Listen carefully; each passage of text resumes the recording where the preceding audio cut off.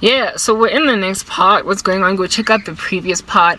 I wasn't even intending on having this conversation, but I'm riding out a storm, otherwise known as a parkhead, and I guess she's in that room, and frankly, depression. I'm not about their business. We're not about their life. We're not about to just wallow in it, okay? God gave me a way out, and so this is it.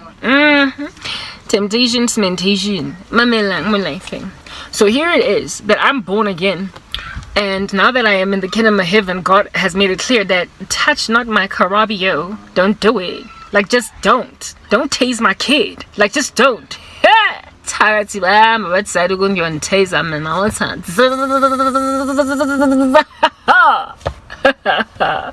Remember I told you in the previous parts, I said, well, because they taking chicken or against papa action, yeah, might as well be part of the cast. Izo. That's what's good. Actually, the cherries are bring this stuff is the uniform go skolong. Yeah, no, I done told you that she was so competitive with me that she like dissed me one time when I was down and out. And as a result of that diss, I determined everything in life going forward. And already at this stage, career far beyond her. I got my driver's license for everything. I got it first. So God handled her already back then. God, guys. I hadn't known God yet. And God showed this chick flames. Hey, Batong. What more I wrote than is Jesus going to go and make a spectacle out of my enemy when I know him? Will he not go and go prepare for me a table in the presence of my enemy? Now that, especially now that I know him. Chicken was shown flames by the Lord, prime me knowing the Lord. Chicken try to show me flames because now Chicken knows witchcraft. Who do you think you is? We's gonna show you nice. Time right now you be Balaam.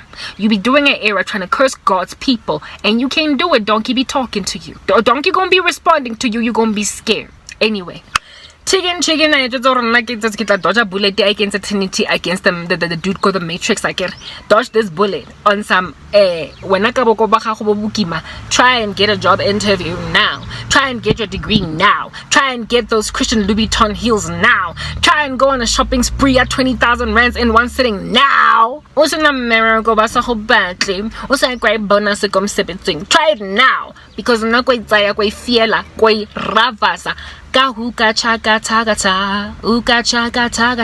batson cheeky takatindini zakenza ntoni wandithinta lo muntu kwathu ebhibhileni touch not God's anointed soul wathinta uChristian wathinta umbukotso ngazodlala kodwa ke frustani didengeza ngisho ulahlekile di1 stock still alien in the abyss habona already healing ubusy and now I found a new thing. I found a new toy that I can play with that's nice and shiny. It's called It's called Ukachaka. It's called a spell. It's called I'll just cast it in a minute and my cousin will be nothing anymore. Alright, Ukachaka cheeky. I see. Yabona. Ke ha ke tinto mo lifeng. Mara ke re ke mbogoto. So don't know what tinta eng mo lifeng. You guys, little bit shocked off your rockers. Are you gonna be thrown off your chair? Off your chairs.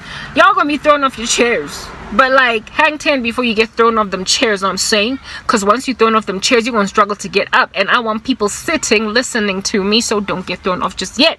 Chicken goes and puts spells on me, but not just Chicken, also the ex-boyfriend. Also the husband. If anyone could put a spell on it, I'd put a spell on it when I'm now born again.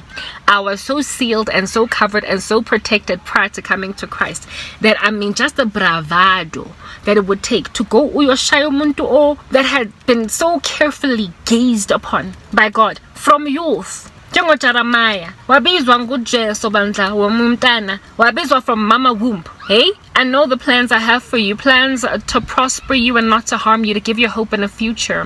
You're gonna be a prophet unto the nations. I knew you from your mama womb before you even speak a word. Every last sinew that came on your skin, every fiber, every atom that made who you be, I done did it from eternity past. I predestinated you. You're my servant.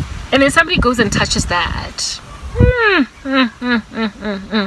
La wait and I get to be working it because it's not there to be lala with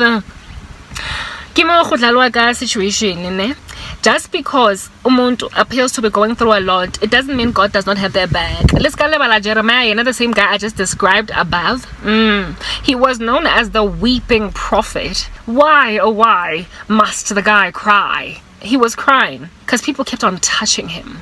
Jeremiah was crying because people kept on touching him. Do you understand? The Bible says, touch not God's anointed, do my prophets no harm. And yet prophets are known to cry like Jeremiah, complain a whole bunch like Habakkuk, call themselves people of unclean lips, living among a people of unclean lips like Isaiah. And on top of that, they're described in the Gospels as ones who also got killed. Believe it or not, you who kill my prophets, blessed are you when men revile you and do all different kinds of things on account of the name of Christ. Great is your reward in heaven, for so in the same way they persecuted the prophets who came before you. So just because somebody appear to not be covered because they are allowed to be killed or allowed to be cried or allowed to be ransacked and complained, allowed to just not be very happy, everything just falling apart. So his four pupils are just struggling every day, struggling to put bread together, struggling to put a head, head over their shoulder, struggling to keep it in a bunch and a knot, and every so often they have to do strange things like wear the dirty loincloth just because they have to go and preach to people that go and bend scroll because their name is Jeremiah dealing with the Jehoiakim. Just because the poor people is go marry Goma, even though poor guy is an innocent man but the name of Hosea, just because he's suffering doesn't mean he's covered and concentrated by Jesus. Just because they are going suffering here and it appears to be suffering for very long and it is not stopping, it does not mean that God is not very angry and upset that everybody go poke them. Do not touch my nonsense. Don't do it. Remember, Elijah was thrown into the wilderness because he was scared running away from Jezebel. Jezebel was prosperous to make him run away. Did I then, as he go and disregard me prophet? Instead, I fed him, told him not 7,000 others nailed to Baal. Gave him widow Zarephath and the guy didn't even die, even though he wanted me to kill him. Just because a saint of the living God, a prophet, an evangelist, whomever might be the office, whatever might be the office, just because they appear to, by the standards of this planet, this earth, to have lost it all, just because you prosper to make Jeremiah cry, just because you prosper to make Habakkuk complain, just because you prosper to exasperate Isaiah and embellish the reputation of Elijah, just because you prosper to do all that does not mean you have actually successfully touched God's anointed with any level of success. The Bible is clear: touch not God's anointed, do my prophets no harm. So when your witchcraft appears to have worked against a Christian, or when you afflict a believer and they just don't get up and no get up again, no, poor child is suffering, Baru go send a scroll to Jehoiakim, but he burn it. Just because people have spat on the toes, just because they've spat on the garments of prophets, of daughters and sons of God, of evangelists, does not mean that God has been defeated and that God has turned a blind eye. He will leave no sin unpunished, is what you must understand. So when this chick decided to tase me, she might as well have been tasing Jeremiah or Hosea or Isaiah or Peter, John, Paul, or Charles Spurgeon, or Jonathan Edwards, or Mina Pinky, Lady Next Door, or Radang Jeso. Do not touch God's kids. Just don't do it. You're gonna get some problems in life if you do. Next part.